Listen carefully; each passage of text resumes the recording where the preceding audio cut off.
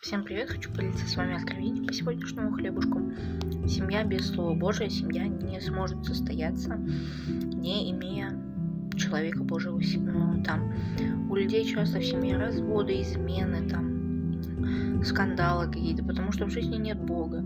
И все проблемы, они будут вылазить, потому что вы не соединены даже вот с друг другом. К Слову Божьему надо относиться серьезно, потому что сказано оно Духом Святым: любить и петь, воспевать Богу. Бог не запрещает нам это делать, но все дозволено, но не все полезно, как говорится в Библии.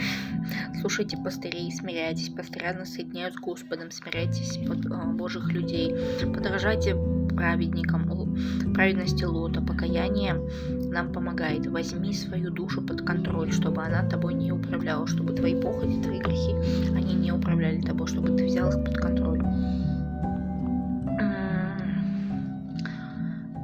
Не противьтесь Писанию, людям Божьим. Нам нужна праведность Лота.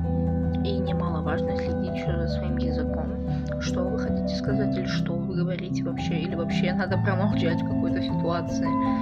Аминь.